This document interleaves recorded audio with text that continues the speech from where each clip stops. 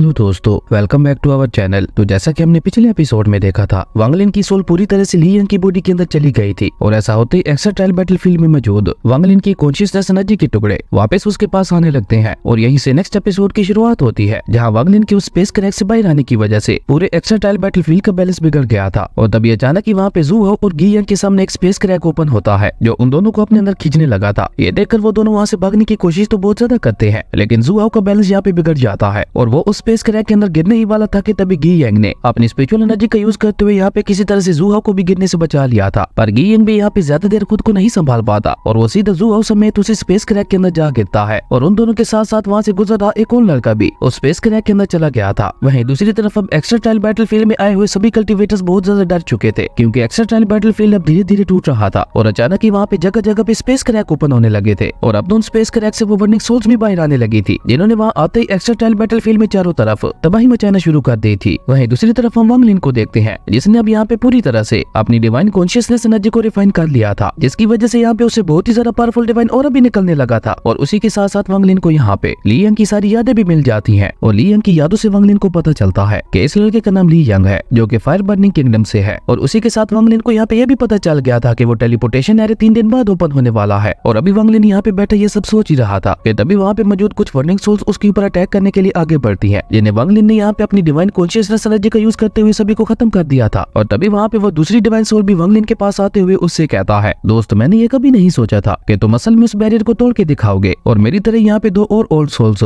तुमसे कुछ बात करना चाहते हैं। और हाँ, अब तो ये एक्स्ट्रा ट्रायल बैटलफील्ड टूटने वाला है, तो इसके बाद तुम आगे क्या करने वाले हो? क्या तुम यहाँ पे हमारे साथ रहकर पहले की तरह इन सोल्स को खाओगे या फिर तुमने कुछ और सोच रखा है? जिस पे वांग लिन उसे बताता है कि मैं उस टेलीपोर्टेशन पोर्टल से वापस जाऊंगा। वांग लिन की ये बात सुनकर उस सोल को एक झटका लगता है और वो हैरान होते हुए कहता है, पर ये कैसे पॉसिबल है? और तभी वहाँ पे उन्हीं दोनों ओल्ड सोल्स की आवाज आती है जो वांग लिन से कहते हैं, तुम भी अब हमारी तरह एक सोल ईटर बन चुके हो और भले तुम्हें यहाँ पे एक नई बॉडी मिल गई है, पर हो तो तुम हमारी तरह एक डिवाइन सोल ही, इसलिए तुम्हारे पास ये बॉडी होने के बावजूद भी तुम लिविंग रियलम में नहीं जा सकते, क्योंकि एक डिवाइन सोल की पावर किसी भी मोर्टल कल्टिवेटर की पावर से बहुत ज्यादा होती है। इसलिए अगर कोई डिवाइन सोल लिविंग रियलम में चली जाए तो वो वहाँ पे सिर्फ और सिर्फ तबाही मचाएगी। तुम ये समझ लो कि एक डिवाइन सोल लिविंग रियलम में जाकर बिल्कुल एक डीमन बन जाएगी। इसलिए तो डिवाइन सोल और वर्निंग सोल्स को लिविंग रियलम में जाने से रोकने के लिए नेचर ने कुछ लॉ ऑफ रूल्स बनाए हैं। वो जो तुम अपने सामने शील्ड देख रहे हो वही लॉ ऑफ द रियलम्स को रिप्रेजेंट करती है। उस शील्ड के अंदर जो कोई भी सोल अंदर घुसने की कोशिश करेगी वो सोल वहीं पे खत्म हो जाएगी। जिस पे वांग लिन थोड़ा हैरान होते हुए उनसे पूछता है, तो फिर ये एक्स्ट्रा ट्रायल बैटलफील्ड किस तरह की जगह है? जिस पे वही डिवाइन सोल उसे बताता है कि ये प्योर डिवाइन एनर्जी से बना हुआ लिविंग स्पेस है, जिसके अंदर जिंदा इंसान और सोल्स दोनों रह सकते हैं। और पहले ऐसा भी नहीं था, ये भी सिर्फ तुम्हारी वजह से ही हो पाया है, क्योंकि तुमने उस स्पेस क्रैक के सामने लगे हुए बैरियर को तोड़ दिया। इसी वजह से ही हमारी जैसी सोल यहाँ तक आ पाई, वरना हम लोग तो हमेशा हमेशा के लिए उसी स्पेस क्रैक के अंदर ही कैद रहने वाले थे। जिस पे वांग लिन उससे कहता है कि जब तक ये जगह पूरी तरह से डिस्ट्रॉय नहीं हो जाती तब तक वो टेलीपोर्टेशन एरिया काम करता रहेगा और उस टेलीपोर्टेशन एरिया के होते हुए फिर भला मैं यहाँ से बाहर क्यों नहीं जा सकता? चाहे कुछ भी हो जाए, मैं यहाँ पे उस टेलीपोर्टेशन एरिया से होते हुए लिविंग रियलम में जाने की अपनी पूरी कोशिश करूंगा। जिस पे वो डिवाइन सोल उससे कहता है, ओके ओके, जैसे तुम्हें बेहतर लगे, और एक दोस्त होने के नाते मैं तुम्हारी खातिर इस एक्स्ट्रा ट्रायल बैटलफील्ड के डिस्ट्रॉय होने के वक्त को स्लो करने की कोशिश करूंगा, ताकि तुम्हें यहाँ से बाहर निकलने का ज्यादा से ज्यादा टाइम मिल सके। और ये कहकर वो डिवाइन सोल वहाँ से जाने लगता है, जो देखकर वांग लिन उसे रोकते हुए कहता है कि मुझे तुमसे एक और फेवर भी चाहिए। और यहाँ पे असल में वांग लिन उससे जू हाओ और गी यंग को ढूंढने के लिए कहता है। उसके बाद हम एक्स्ट्रा ट्रायल बैटलफील्ड में आए हुए सभी कल्टिवेटर्स को उसी शील्ड की तरफ जाते हुए देखते हैं, जो उन वर्निंग सोल से बचते हुए बहुत ही मुश्किल से भाग रहे थे। और तभी हम वहाँ पे एक लड़की को देखते हैं जो कि ली यंग की साथी थी। वो परेशान होते हुए कहती है, न जाने ली यंग अभी तक यहाँ पे वापस क्यों नहीं आया, मुझे बहुत ज्यादा डर लग रहा है, कहीं वो यहाँ पे मर तो नहीं चुका। और अभी वो लड़की ये सब कह ही रही थी कि तभी लिनटाओ नाम के एक लड़का, जो कि ली यंग की तरह ही टेंपल ऑफ वार का एक डिसेबल था, वो उस लड़की से कहता है कि तुम ली यंग के बारे में ज्यादा ना सोचो, तुम अभी बस ये सोचो कि हम इन मोस्टर्स से खुद को कैसे बचाएं। मुझे तो अभी तक ये समझ नहीं आ रही कि आखिर ये इतने सारे मोस्टर्स अचानक से कहां से आ गए। जिस पे जियोंग, जो कि उन्हीं की तरह ही टेंपल ऑफ वार का ही एक डिसेबल था, वो लिनटाओ से कहता है कि अभी ये सब छोड़ो और जितना तेज हो सके भागो यहाँ से। और अभी वो इसी तरह से वहाँ से जा ही रहे थे कि तभी वांग लिन भी उनके पीछे आते हुए उनसे कहता है कि मेरे लिए भी रुको। वांग लिन को वहाँ देखकर वो लड़की भी चैन की सांस लेती है, क्योंकि उनके मुताबिक तो उनका साथी ली यंग यहाँ पे आ गया था। तभी कुछ वर्निंग सोल्स वहाँ पे चारों तरफ से उनके ऊपर अटैक करने के लिए आगे बढ़ती हैं, जो देखकर वहाँ पे उन सभी ने डर के मारे अपनी आंखें बंद कर ली थी। लेकिन वो वर्निंग सोल्स उनके ऊपर अटैक कर पाते उससे पहले ही वहाँ पे वांग लिन ने अपना ऑरा रिलीज करते हुए उन सभी वर्निंग सोल्स को डरा के वहाँ से भगा दिया था, जो देखकर लिनटाओ खुश होते हुए कहता है कि मुझे लगता है आज गॉड हमारे साथ है। तभी जियोंग उनसे कहता है कि मुझे नहीं पता कि अभी अभी उन मोस्टर्स ने हमारे ऊपर अटैक क्यों नहीं किया, पर फिर भी ये जगह हमारे रुकने के लिए अच्छी नहीं है। हमारे लिए बेहतर ये है कि हम जितना जल्दी हो सके उसी टेलीपोर्टेशन पोर्टल को ढूंढे। जिस पे वो लड़की भी हमें अपना सारे हिलाते हुए ली यंग से कहती है, ली यंग तुम हम सभी में से सबसे ज्यादा कमजोर हो, इसलिए जितना हो सके तुम हमारे क्लोज क्लोज ही रहने की कोशिश करना। उस लड़की की ये बात सुनकर वांग लिन अपने मन में कहता है कि लियांग की यादों के मुताबिक ये लड़की उसके साथ बहुत अच्छा बिहेव करती थी और इसने अब तक उसके लिए काफी कुछ किया है, तो अब मेरी बारी है इसके लिए कुछ करने की। हो सकता है शायद इससे लियांग की सोल खुश हो जाए। और वांग लिन अभी ये सब सोच ही रहा था कि तभी वही लड़की उसे स्पिरिचुअल एनर्जी रिकवर करने वाली एक पिल देती है, जिसपे वांग लिन उसका शुक्रिया अदा करता है, जो सुनकर वो लड़की भी वहाँ से जाने लगती है। वहीं वांग लिन उस पिल को देखते हुए कहता है कि मुझे अभी अपनी स्पिरिचुअल एनर्जी बढ़ाने की कोई जरूरत नहीं है, क्योंकि मेरे पास ऑलरेडी डिवाइन कॉन्शियसनेस एनर्जी है। और ये कहकर वांग लिन वो पिल खाए बगैर ही उनके पीछे जाने लगता है। और इसी तरह वहाँ पे वो टेलीपोर्टेशन एरिया ढूंढते ढूंढते उन्हें वहाँ पे 2 दिन गुजर जाते हैं। और इन 2 दिनों में उन लोगों को भी फील होता है कि एक्सट्राइल बैटलफील्ड की डिस्ट्रॉय होने की स्पीड कम हो गई है। और अभी वो सभी इसी तरह से वहाँ से आगे बढ़ ही रहे थे कि तभी एक डिवाइन कॉन्शियसनेस एनर्जी का टुकड़ा सीधा आकर वांग लिन के फोरहेड के अंदर चला गया था, जो कि रियल में उस डिवाइन सोल का एक मैसेज था, जिसपे वो डिवाइन सोल वांग लिन को बताता है कि मुझे लगता है तुमने मुझे जिन 2 लड़कों को ढूंढने के लिए बोला था वो ऑलरेडी मर चुके हैं। जिसपे वांग लिन उसे एक बार फिर से ढूंढने के लिए कहता है, क्योंकि वो यहाँ पे खुद उनसे लियांग की मौत का बदला लेना चाहता था और उसी के साथ वो उनसे उनका टोकन भी छीनना चाहता था, ताकि वो भी उस टेलीपोर्टेशन पोर्टल से होते हुए लिविंग रियलम में जा सके। और अगर वो टोकन वांग लिन को यहाँ पे नहीं मिलता तो मजबूरन उसे यहाँ पे वो टोकन किसी और से छीनना पड़ता, जो कि वांग लिन नहीं चाहता था। वांग लिन की ये बात सुनकर वो डिवाइन सोल उसे कहता है कि एक डिवाइन सोल होने के बावजूद भी अभी तक भी तुम्हारे पास इतना अच्छा दिल कैसे है? ओके छोड़ो, मैं ही तुम्हारे लिए कुछ करता हूँ। और ये कहकर वो उन दोनों को वहाँ पे वापस से ढूंढने लगता है। तभी अचानक ही वहाँ पे एक वर्निंग सोल उस लड़की के ऊपर अटैक करने के लिए आगे बढ़ती है, जो देखकर वांग लिन वहाँ पे एक बार फिर से अपना ऑरा रिलीज करता है, जिसकी वजह से वो वर्निंग सोल डर के मारे वहाँ से भाग जाती है। और ये देखकर अब लिन टाओ और जियोंग को भी पता चल गया था कि वो वर्निंग सोल लियांग की वजह से ही उनके ऊपर अटैक नहीं कर रही थी। और अब तो उन लोगों को लियांग के ऊपर शक भी होने लगा था। इसलिए जियोंग वहाँ से जाते हुए उस लड़की से माइंड टू माइंड बात करते हुए कहता है, लियांग जब से वापस आया मुझे वो बहुत ज्यादा अजीब लग रहा है। इवन ये अजीब से मॉन्स्टर्स भी उससे डर रहे हैं, इसलिए अगर हम लोगों को जिंदा रहना है तो हमें उससे यहाँ पे ज्यादा देर बात नहीं करनी चाहिए। और ये कहते हुए वो सभी दोबारा वहाँ से आगे बढ़ने लगते हैं। पर वर्निंग सोल्स तो वहाँ पे अभी भी चारों तरफ तबाही मचा रही थी। वो जिस भी कल्टीवेटर को यहाँ पे छू रही थी वो कल्टीवेटर बेचारा वहीं पे खत्म हुए जा रहा था। लेकिन जैसे जैसे वांग लिन और बाकी सब उनकी तरफ बढ़ने लगते हैं तो वो सभी सोल्स डर के मारे वहाँ से भागने लगती है। और तभी वही डिवाइन सोल एक वर्निंग सोल से वांग लिन को पैगाम भेजते हुए कहता है, ये लो, ये उन्हीं दोनों लड़कों के स्पेस बैग हैं जो तुम चाहते थे। पर मेरा शक यहाँ पे ठीक था, वो दोनों यहाँ पे पहले ही मर चुके थे। और ये कहकर वो वर्निंग सोल वहाँ से वापस जाने लगती है, जो देखकर वांग लिन उसे रोकते हुए कहता है रुको। और वांग लिन की ये बात सुनते ही उसके सभी साथियों को एक झटका लगता है। उन्हें यहाँ पे समझ ही नहीं आ रही थी कि आखिर उनका साथी लियांग इन सोल्स के साथ कैसे बात कर रहा है। वहीं उस वर्निंग सोल को रोककर वांग लिन यहाँ पे उसे काफी गौर से देखने लगता है। और उस वर्निंग सोल को देखते हुए यहाँ पे उसे एक आइडिया आता है कि भले ये एक डिवाइन सोल नहीं है, पर अगर ये उस नीला ऑफ रियलम की शील्ड से निकल गई तो इसका मतलब होगा कि मैं भी वहाँ पे जा सकता हूँ। और अभी वांग लिन यहाँ पे ये सब सोच ही रहा था कि तभी लिन टाओ वहाँ पे डर के मारे भागने की कोशिश करता है, जो देखकर वांग लिन उसी वर्निंग सोल को ऑर्डर देते हुए कहता है कि जाके मार दो इसे। और जैसे ही वो वर्निंग सोल उसे मारने के लिए आगे बढ़ती है तो लिन टाओ वांग लिन के सामने झुकते हुए उसे कहता है, प्लीज रुको, मेरा तुम्हारे खिलाफ जाने का कोई अटेंशन नहीं है, प्लीज मुझे माफ कर दो, मैं आगे से ऐसी गलती कभी नहीं करूंगा और हमेशा आपका गुलाम बन के रहूंगा। और इससे हमें यहाँ पे पता चलता है कि बेचारा लिन टाओ यहाँ पे बहुत ज्यादा बुज़दिल है और उसे मरने से बहुत ज्यादा डर लगता है। वहीं जैसे ही वो वर्निंग सोल उसे मारने के लिए आगे बढ़ती है तो डर के मारे उसने यहाँ पे अपनी आंखें ही बंद कर ली थी। पर एंड टाइम पर वांग लिन ने उस वर्निंग सोल को रोक दिया था, जो देखकर लिन टाओ यहाँ पे चैन की सांस लेता है और वो अपनी सोल की कॉन्शियसनेस एनर्जी वांग लिन के हवाले करते हुए कहता है कि अब से मैं आपका गुलाम हूँ। वहीं लिन टाओ की सोल की वो कॉन्शियसनेस एनर्जी सीधी वांग लिन के फोरहेड के अंदर चली जाती है, जिसके बाद वांग लिन पलटकर उन दोनों की तरफ देखते हुए कहता है कि अब तक तो तुम लोगों को पता चल ही गया होगा कि मैं तुम लोगों का साथी लियांग नहीं हूँ, पर हाँ मैं तुम्हें बता दूं कि मैं कोई मर्डरर भी नहीं हूँ, लियांग को मैंने नहीं मारा। और ये कहकर वांग लिन उन्हें डराते हुए कहता है, पर अगर तुम लोगों ने यहाँ पे कुछ उल्टा सीधा करने की कोशिश की तो हो सकता है फिर मैं एक मर्डरर बन भी जाऊँ। और वांग लिन के ऐसा कहते ही लिन टाओ, जो कि अब उसका गुलाम बन चुका था, उसने आगे बढ़ते हुए उन दोनों के ऊपर अपनी सोल तान दी थी, जो देखकर जियोंग भी यहाँ पे अपनी सोल की कॉन्शियसनेस एनर्जी को वांग लिन के हवाले करते हुए उस लड़की से कहते हैं, सिस्टर अब तुम्हारी बारी है। जिसपे वो लड़की आगे आते हुए वांग लिन से पूछती है कि आप बस मुझे इतना बता दो कि जब आपको लियांग मिला था वो तब जिंदा था या मर चुका था। जिसपे वांग लिन उसे बताता है कि नहीं, तब तक वो मर चुका था। और ये सुनते ही उस लड़की को एक सदमा लगता है, जिसकी वजह से उसकी आंखों से आंसू भी आने लगे थे। और उसके बाद उसने भी यहाँ पे और ज्यादा देर ना करते हुए अपनी सोल की कॉन्शियसनेस एनर्जी को वांग लिन के हवाले कर दिया था। इसका मतलब था कि अब वो दोनों भी यहाँ पे एक तरह से वांग लिन के गुलाम बन चुके थे। और तभी वांग लिन यहाँ पे उसी वर्निंग सोल के जरिए उस डिवाइन सोल से बात करते हुए कहता है कि अभी मुझे यहाँ पे तुम्हारी इन वर्निंग सोल्स की जरूरत है। जिसपे वो डिवाइन सोल वांग लिन से कहता है, ओके तुम इन सोल्स के साथ जो मर्जी करो, मैं तुम्हें इनका पूरा कंट्रोल देता हूँ। ये सुनकर वांग लिन यहाँ पे अपनी डिवाइन स्पिरिचुअल एनर्जी का यूज करते हुए अपनी तीनों डिसेबल्स की एनर्जी को बढ़ाते हुए कहता है कि तुम लोग पहले उस पोर्टल के अंदर चले जाओ। जिसपे वो तीनों उसे ग्रीट करते हुए कहते हैं, ओके मास्टर। और ये कहकर वो तीनों उसी लॉ ऑफ रियलम की शील्ड की तरफ बढ़ने लगते हैं, जिसके अंदर वो टेलीपोर्टेशन एरिया ओपन होने वाला था। उसके बाद हमें उसी लॉ ऑफ रियलम की शील्ड के पास का सीन दिखाया जाता है, जिसे अब उन वर्निंग सोल्स ने चारों तरफ से घेर रखा था। और जो कोई भी कल्टीवेटर वहाँ पे आ रहा था वो सभी वर्निंग सोल्स उसे वहाँ पे मारे जा रही थी। और ये सब देखकर उस शील्ड के अंदर मौजूद लोग भी बहुत ज्यादा डरे हुए थे, पर उन्हें यहाँ पे इस बात की तसल्ली भी थी कि चाहे यहाँ पे कुछ भी हो जाए पर ये वर्निंग सोल्स इस शील्ड को क्रॉस नहीं नहीं कर पाएंगी। और दूर से खड़ा होकर वांगलिन ये सब देखते हुए अपने मन में कहता है, तो ये है लॉ ऑफ रियलम की वो शील्ड जिसे तोड़कर मुझे अंदर जाना होगा। और तभी देखते ही देखते उस लॉ ऑफ रियलम की शील्ड के अंदर वो टेलीपोर्टेशन एरिया ओपन होने लगता है, जो देखकर वहाँ पे मौजूद सभी कल्टीवेटर्स खुश होते हुए चैन की सांस लेते हैं। लेकिन तभी अचानक उन सभी की नजर उस शील्ड के बाहर जाती है, जहाँ पे वो सभी वंडिंग सोल्स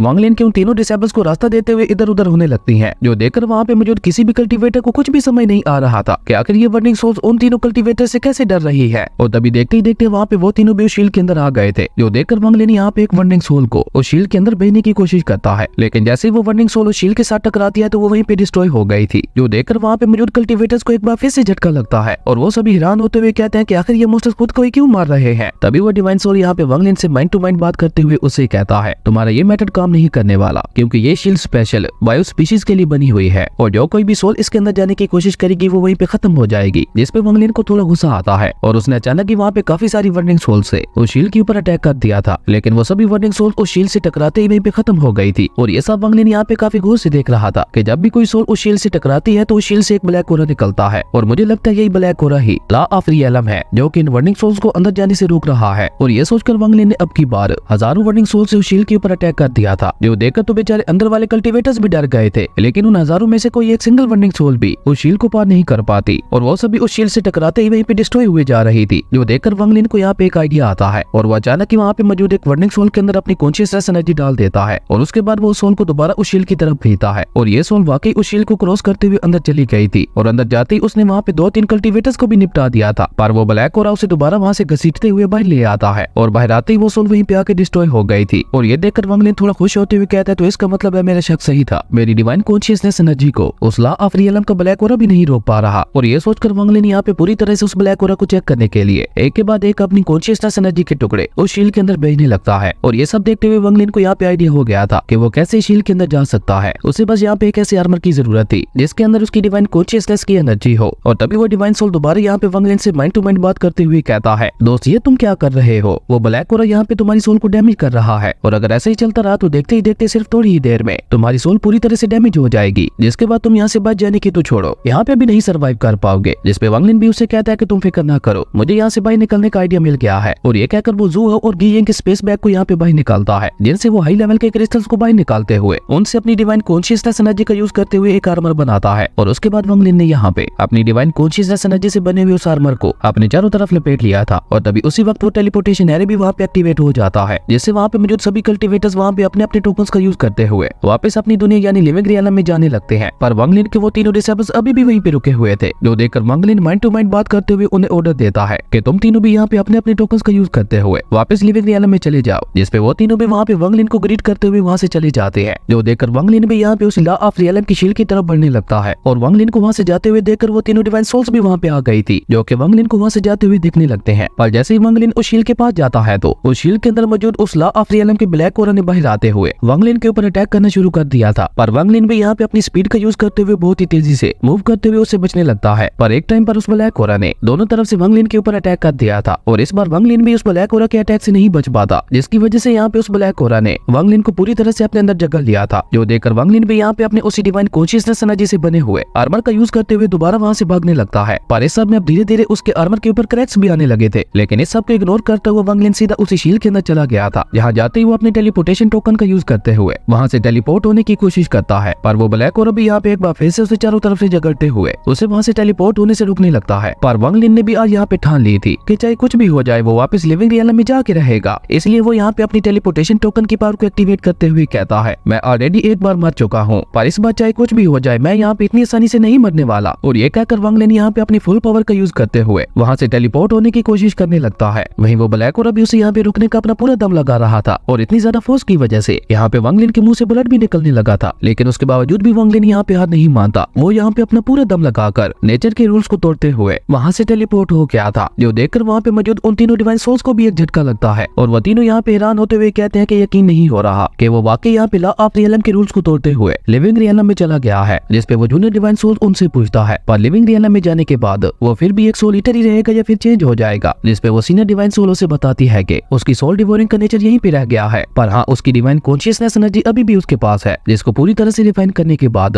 वो लिविंग रियलम का सबसे पावरफुल पर्सन बन जाएगा। और तभी हम वांगलिन को वहाँ पे एक स्पेस टनल के अंदर देखते हैं, जहाँ से वो टेलीपोर्ट होते हुए लिविंग रियलम की तरफ जा रहा था और वहाँ से जाते हुए वो गुस्से से कहता है, फूजियान रेडी हो जाओ, मैं वांग लिन तुमसे अपना बदला लेने के लिए आ रहा हूँ। और इसी के साथ हमारा ये अमेजिंग एपिसोड यहीं पे खत्म हो जाता है। दोस्तों अगर आपको ये वीडियो अच्छी लगी तो लाइक कर दें और अगर चैनल पे नए आए हो तो सब्सक्राइब करते जाना। तो मिलते हैं एक न्यू वीडियो में, तब तक के लिए बाय।